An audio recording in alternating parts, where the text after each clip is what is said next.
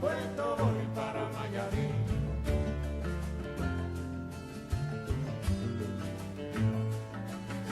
De Arrocero voy para Marcané, llego a Puerto voy para Mayarín.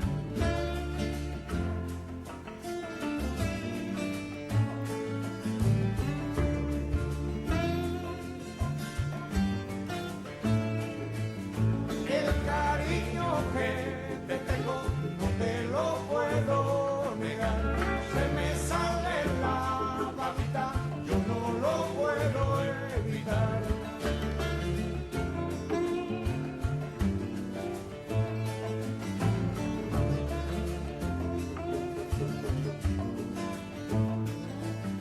Cuando Juanita... Conversábamos en el día de ayer sobre el tema de la doméstica, la política doméstica, y conversábamos con el doctor Andrés Lugo Rix. Entonces le decíamos a ustedes, para mantener la continuidad de lo que es el debate y la coherencia, que nosotros íbamos a seguir el tema del diálogo de los partidos políticos de República Dominicana, pero ya de una perspectiva global para entender un poco la localidad. Bien, por Haití tiene un bloqueo económico y está intervenido militarmente. Venezuela con una crisis social, política enorme. Sea por lo que sea, hay inestabilidad. Lo de Brasil cerrando crédito a la República Dominicana es una cuestión tendenciosa e interesante de observar. Macri en Argentina. Tenemos a Puerto Rico quebrado, o sea, con problemas en las finanzas públicas. La deuda pública nacional alcanza el 50% del presupuesto. Es decir, que por cada 10 pesos, 5 entran para pagar deuda. Entonces hay 5 otros pesos, de los cuales se pagan 2.73 de empleo y los otros que quedan, 2 pesos es para secuelas, hospitales. Para resolver. En ese panorama, ¿de alguna manera tú crees que esa presión geopolítica e interna está empujando adentro hacia un cambio en la República Dominicana? Juan Carlos, esos son espejos en los cuales nosotros tenemos que vernos.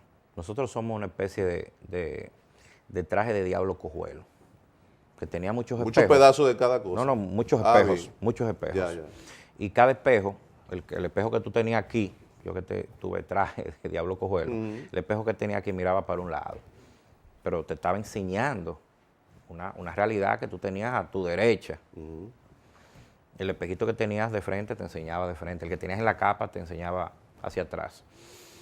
Muchas de esas situaciones que están viviendo esos países, nosotros algunas las estamos viviendo ya. Esa carrera desenfrenada de crédito, de préstamos sin ningún tipo de limitaciones, de cuidado, ni siquiera, como dice nuestra compañera Farideh Raful, ni de lectura. Yo creo que son el reflejo de lo que estamos diciendo. Va a llegar un momento en que nosotros no vamos a tener capacidad de resolver los problemas mínimamente, locales, porque no los resolvemos, pero dedicamos 2 pesos, como tú dices, a resolver los problemas internos. 3 pesos a poder sostener la estructura clientelar. Todos los partidos, todos los partidos. Lo único que, evidentemente, el PLD en eso ha sido el campeón. Y 5 pesos a pagar la deuda pública. Va a llegar un momento en que 9 pesos van a ser para pagar la deuda pública. Y 1 peso va a ser debe ser para la estructura clientelar, que a veces vemos que es más importante que resolver los problemas angustiantes que tiene el país. Cuando eso ocurra, entonces evidentemente se va a generar una crisis económica que, como dicen los expertos, deviene en una crisis social, y esa crisis social arrasa con lo político. Fíjate que el aumento considerable desde 1962 hasta 2016 de la deuda externa está marcada por la desaparición de los 2 principales partidos políticos que hegemonizaron la posguerra. 1939, 1965, PRD. 1961, 1996, Partido Reformista. Con el aumento de la deuda externa, han empezado a desaparecer sus partidos políticos. Si nos vamos a los demás partidos en minoría relativa del sistema, que son PQD, Fuerza Nacional, etcétera, estos han pasado a ser posiblemente, de ellos el 50% han venido a desaparecer. Cuando hablo de desaparecer es que tú utilizas tu organización y se la da a otro partido y eres satélite. La empeña. La empeña. Desde que tú empeñas, exacto, adelante. Sí, claro, claro. Y eso es justamente lo que decíamos en la entrevista de ayer, ¿no? Es lo que ha venido a deteriorar el sistema de partidos. ¿Por qué? Porque la gente, la ciudadanía está viendo que el sistema de partidos en toda Latinoamérica ha pasado así. No es una alternativa confiable para resolver los problemas de la población, ni para planificar la sostenibilidad de las nuevas generaciones, de tus hijos, de tus nietos. Entonces, ha volteado la mirada hacia nuevas opciones que van surgiendo, que van apareciendo, algunas muy populistas, algunas sin ninguna condiciones de dirigir la compleja estructura de un Estado, y otras, a veces aparecen, por suerte, gente que no tiene los vicios del pasado y tiene reales, una real voluntad de cambio, de transformación, de fortalecimiento institucional. Ha pasado en algunos países latinoamericanos, en otros no ha pasado así. Tú hablabas del tema de Venezuela. Yo, que era un fiel seguidor de Hugo Chávez, he entendido que lamentablemente el sistema no dio los resultados que todos esperábamos. ¿Por qué? Porque en vez de fortalecer la institucionalidad, yo creo que se deterioró. Cambiamos la institucionalidad de los órganos del Estado por el liderazgo de una figura, de un caudillo, de un líder mesiánico, un líder que fue enviado de la divinidad, por ejemplo, y en eso cree mucha gente. Entonces, en eso no podemos caer. Peña Gómez, el doctor José Francisco Peña Gómez, hoy hubiese estado apoyando a Maduro. Yo no creo. ¿Tú sabes por qué? El liderazgo venezolano, el liderazgo político venezolano, cuando nosotros nos vimos en situaciones similares a las que está viviendo el pueblo venezolano, nos dio un gran apoyo. Lo hizo Carlos Andrés Pérez en el año 1978, en la crisis electoral y en esa semidictadura balaguerista, y lo hizo Rómulo Betancourt también al final de la tiranía. ¿Tú crees que Peña estuviera con la MUD? Yo creo que Peña Gómez estuviera con un cambio, estuviera mediando. O estuviera mediando conjuntamente lo que hace Leonel hoy. Sí, pero con un criterio muy distinto al del presidente Leonel Fernández. El de Peña Gómez, primero Peña Gómez tenía una autoridad mundial pero ganada. tú me entiendes el término de lo que yo te estoy tratando de decir, comparando. Claro. El término de que seguramente el doctor Peña Gómez estuviera involucrado. Posiblemente Balaguer estuviera con la MUD. Bueno. ¿Me sigue? Sí, claro, yo te entiendo perfectamente, pero Peña Gómez tiene una vocación ultrademocrática, tan democrática que él permitió que varios dirigentes de su partido que él lideraba fueran candidatos antes que él, fueran presidentes de la República antes que él, hasta que le llegó su momento. Peña Gómez tiene una vocación democrática, te lo digo porque en distintos viajes, en distintas situaciones y participaciones políticas internacionales que hemos tenido, la gente lo testimonia, los dirigentes lo testimonian. Don Gustavo Carvajal Moreno, en una ocasión que tuvimos hace algunos ¿Quién es Gustavo Carvajal Moreno? Es el presidente actual de la COPAL, Bien. Es el líder de la COPAL, fue presidente del PRI.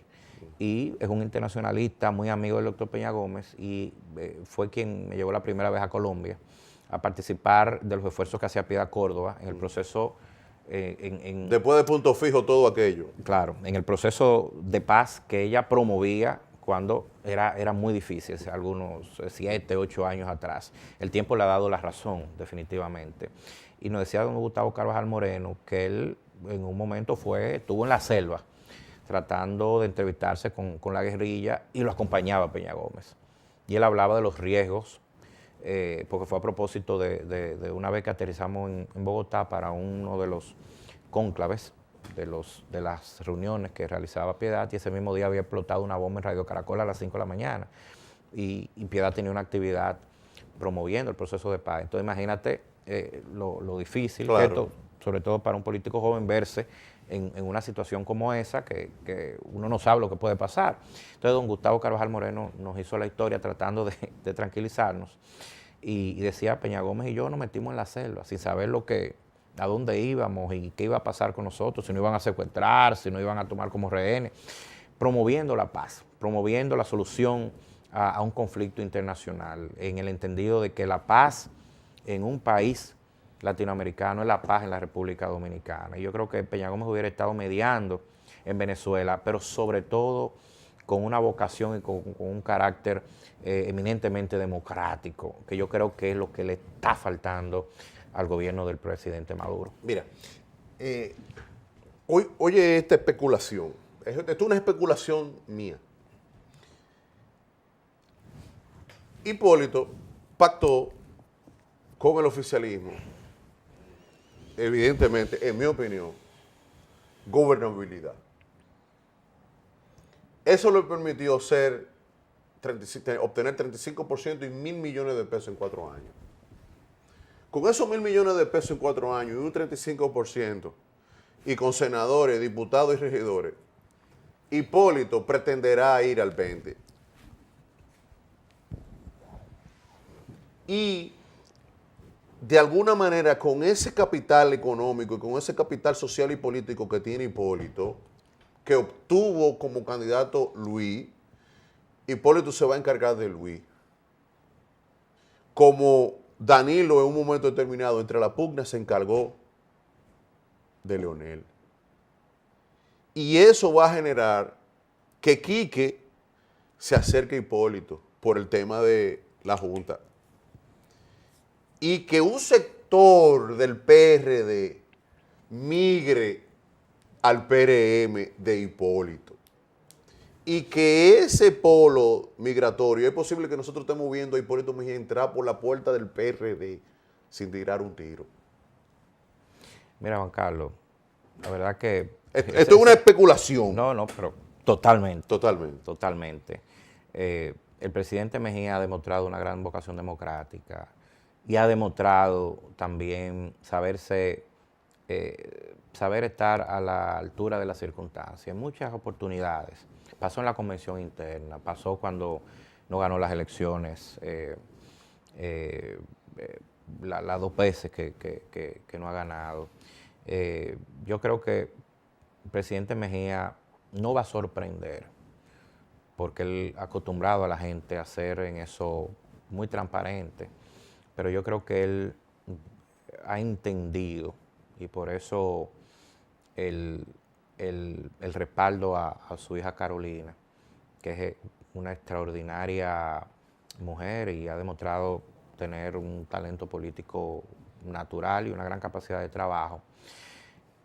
Por eso el endoso, yo creo, porque él ha entendido que llegó el momento de una nueva generación que en gran medida representa a Luis, que las bases del partido le dieron la confianza para que fuera candidato, para que liderara la oposición.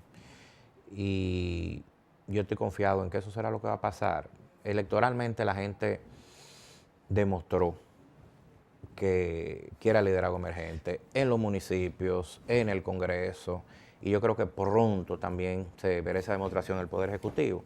Entonces, eso me hace creer a mí que esa especulación en definitiva no será así, pero en política todo es posible. Lo que ocurre es que estoy tratando de hacer un ejercicio futurista, mirando.